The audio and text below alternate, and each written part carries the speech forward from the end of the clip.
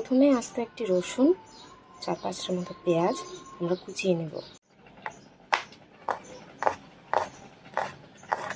এভাবে রসুনগুলোকে ভালো মতো কুচি করে নিতে হবে।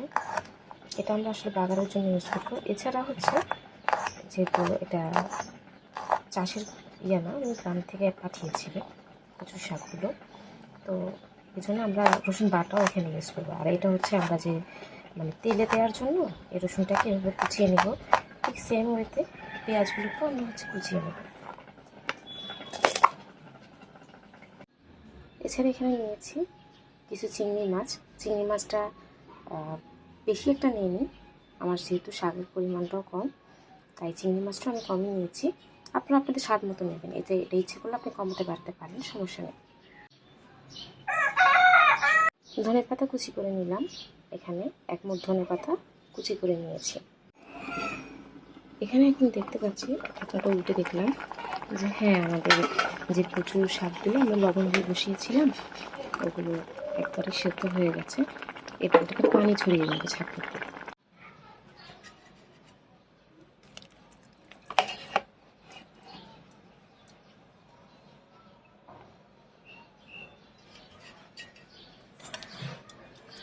এখানে পানিটা ঝরুক, ততক্ষণে আমরা বাগারটা দিয়ে আসি বা কীভাবে আমাদের কচু শাকটাকে আমরা তেলে দিব ওই প্রসেসটা দেখে আসি। চুলোতে পাতিলটা বসিয়ে দিয়েছি, দেখতেই পাচ্ছি এটা গরম হয়ে এসেছে। এখন এখানে তেল দিয়ে দিব।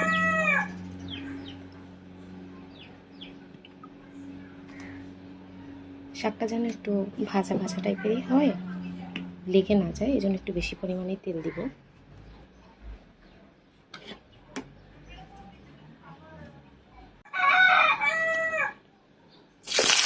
দিয়ে দিলাম পেঁয়াজ, কুচিয়ে রাখা রসুনগুলো দিয়ে দিলাম। এবার লাল না হওয়া পর্যন্ত এগুলোকে ভালো করে নেড়ে ফেলে দিই। নেড়ে ফেলে এগুলোকে ভালো মতো বাদামি কালার করতে হবে। বাদামি রং না আসা পর্যন্ত সেভাবে আমরা নাড়তে চাই।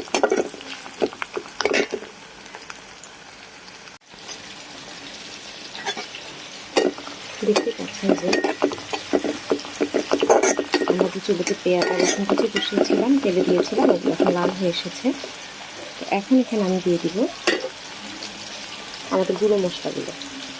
প্রথমে আমি প্রায় 1.5 চামচের চেয়ে কম, এই যে এই পরিমাণ হলুদ গুঁড়ো দিলাম।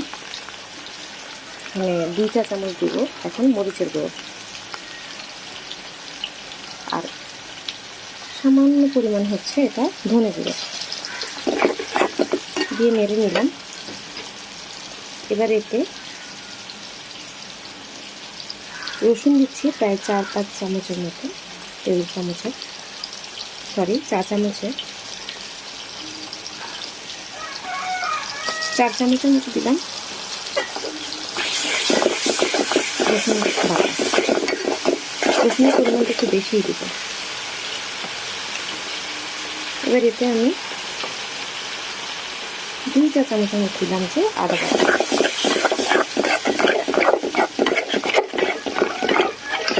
দিয়ে খুব ভালো করে নিয়ে নেব।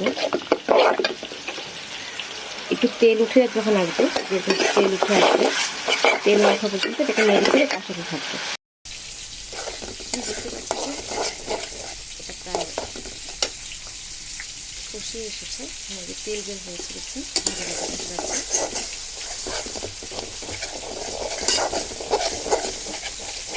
তাড়াতাড়ি কষানো হচ্ছে, আস্তে থেকে যখন নেড়ে যাবে তখন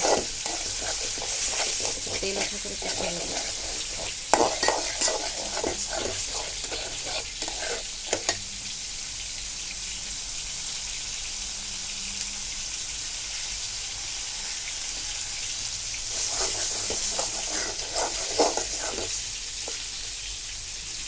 তেল উঠবে, তেল থেকে উঠবে।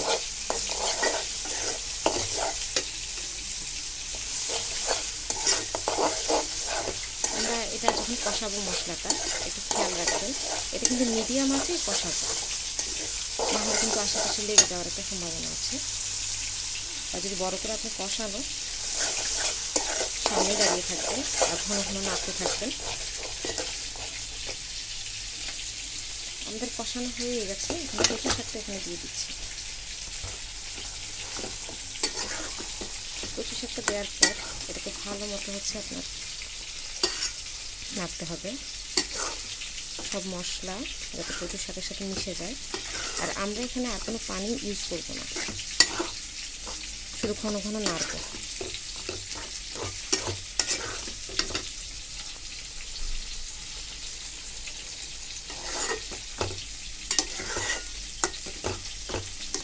আসলে আপনাদের তার হাতে মোবাইল থাকে না, আপনারা দুই হাতে এক হাতে হচ্ছে পাতিলটা ধরবেন, পাতিলটা ধরে অন্য হাত দিয়ে নাড়বেন। আমার যেহেতু আমি এক হাতে পাতিল ধরে রেখেছি, অন্য হাত দিয়ে হলো নাড়ছি, তাই আমার একটু সমস্যা হচ্ছে, নাড়তে একটু সমস্যা হচ্ছে আমার। ইনশাল্লাহ ইন ফিউচার আমার অন্যান্য ভিডিওগুলোতে আরেকটু আপডেট আসবে ইনশাল্লাহ। আমি যেহেতু এখন প্রথমেই শুরু করেছি, নতুন নতুন শুরু করেছি, আসলে অতটা অভিজ্ঞ আমি নই। হয়তো রান্নায় অভিজ্ঞ থাকতে পারি, কিন্তু ভিডিও শ্যুট এই বিষয়গুলোতে আমি আসলে অতটা অভিজ্ঞ নই। আসলে আমি অনেকটাই সোশ্যাল সাইট থেকে পিছিয়ে পড়া একজন মানুষ, যদিও আমি অশিক্ষিত এরকম নয়, পড়াশোনা করেছি, সব কিছু জব এগুলো নিয়েই ব্যস্ত ছিলাম সবসময়। সোশ্যাল সাইট এগুলোতে আসলে অতটা মাথা ঘামানোর আমার সময় হয়ে ওঠেনি। এবার হচ্ছে যে ঘন ঘন এটাকে একটু নেড়ে নেড়ে দেবো। এটা আসলে কচু শাকটা একটু ভাজা ভাজা এখানে করে নেব, যেটা বলছিলাম। তাই আমার এগুলোর সম্বন্ধে আসলে একটু জ্ঞান কম, এগুলোর সম্বন্ধে আমার জানার পরিধিটাও কম। আশা করছি আস্তে আস্তে করতে করতে আমিও এখানে হব, অভিজ্ঞ হয়ে উঠবো একটা সময়। আর এখন হচ্ছে বাসায় একদমই বসে আছি, তাই ভাবলাম যে এটা করলেও তো আমার একটু সময়টা কাটছে, যেহেতু জব ছেড়ে দিয়েছি, একদমই বাসায় আছি, প্রতিদিন যেহেতু রান্নাবান্না করছি। আমার রান্না আবার অতটা ভালো আমি বলবো না, কিন্তু কথা হচ্ছে যে সবাই পছন্দ করে, তো ভাবলাম যে হ্যাঁ আমি ভালো মনে হয় ভালোই রান্না করি। আর আমার যা রেসিপিগুলো ভাবলাম যে আপনাদের সাথে আমি শেয়ার করি।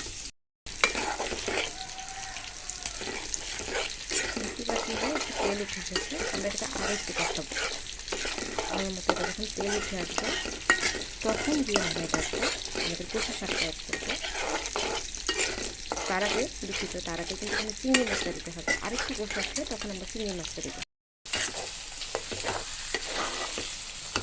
কিন্তু কচুটা এখন প্রায় ভাজা ভাজা হয়ে এসেছে।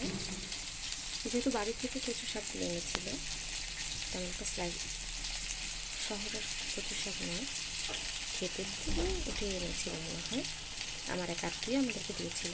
তা আমি এখানে যদি গলা চুলকো ওই ভয় থেকেই, আর এমনিতে একটু স্বাদ লাগে, আমি হচ্ছে এখানে 3 থেকে 4 স্লাইস হচ্ছে লেবুর রস দিয়ে দিলাম। এতে হবে কি একটু টকটকও লাগবে, খেতেও ভালো লাগবে, আর গলা ধরার বিষয়টা হবে না।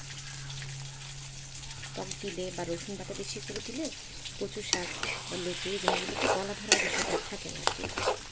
এটা দিয়ে হচ্ছে আমি এটাকে ভাজা ভাজা করে নেব।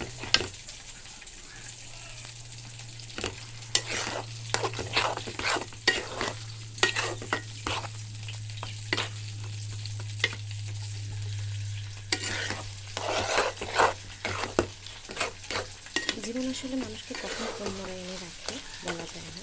আমি কখনো ভাবিনি যে আমি এভাবে ভিডিও করতে পারবো বা করবো, আর এগুলো আপনাদের সাথে শেয়ার করবো। সবশেষ বলবো যে দোয়া করবো আমার জন্য। আমি আসলে অনেক স্ট্রাগলিং একটা মানুষ, জীবন বারবার আমাকে বিভিন্ন গ্রামে নিয়ে গেছে, বিভিন্ন পথ পরিক্রমা করেই আজ এখানে এসেছি। তবে আফসোস নেই, আল্লাহ আমাকে যেমনই রেখেছেন ভালো রেখেছেন। আমি আপনাদের জন্য দোয়া করি, আপনারা যেন আপনাদের পরিবার পরিজন এবং জীবিকা নিয়ে ভালোভাবে থাকতে পারেন, ওই দোয়াই আমি করি। আর আপনাদেরও যদি আমার সাথে কোনো কিছু শেয়ার করার মতো থাকে অবশ্যই আমাকে কমেন্ট সেকশনে জানাবেন, বা যদি কোনো পরামর্শ দেওয়ার থাকে। আমি যেহেতু নতুন, আপনারা হয়তো অনেকদিন ধরে ইউটিউব ইউজ করছেন বা হয়তো অনেক কিছু করছেন, আপনাদেরও যদি কোনো অভিজ্ঞতা আমার সাথে শেয়ার করার মতো থাকে কাইন্ডলি আমার সাথে শেয়ার করবেন। আমি অবশ্যই চেষ্টা করবো আপনাদের মতামতগুলো জানাতে এবং এগুলো অনুযায়ী কাজ করতে আমি অবশ্যই চেষ্টা করবো, আমাকে পরামর্শ দিয়ে সাহায্য করবো।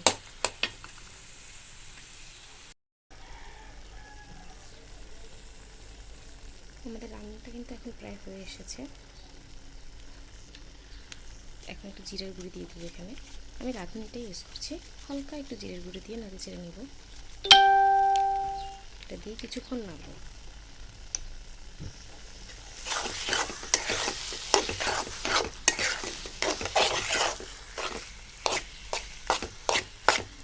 ভালো করে হচ্ছে এটাকে মিশিয়ে নাড়তে হবে। বাগার দেওয়ার পর থেকে, মানে তেলে দেওয়ার পর থেকে কচুটাকে ঘন ঘন কিন্তু নাড়তে হবে, যাতে নিচে লেগে না যায়। আপনারা দেখতে পাচ্ছেন হয়তো আমি কিন্তু পাতিলে লেগে যায় না, নাহলে কিন্তু এটা পুরো লেগে যাবে। একটু ঘন ঘন নাড়তে হবে।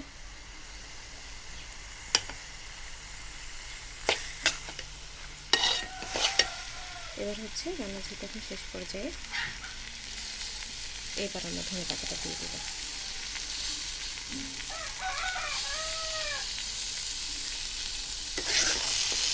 অনেকে আছেন হয়তো ধনে পাতা পছন্দ করে না, যার এখানে যেটা পছন্দ নয় সে সেটা স্কিপ করবে।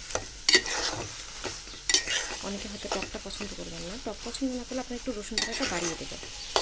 আমি যতটুকু দিয়েছি তার একটু বাড়িয়ে দেবেন, অত মন্দ হবে না, ভালো মতো কষালেই হবে। আমার কচুটা কিন্তু রেডি, এখন পরিবেশনের পালা।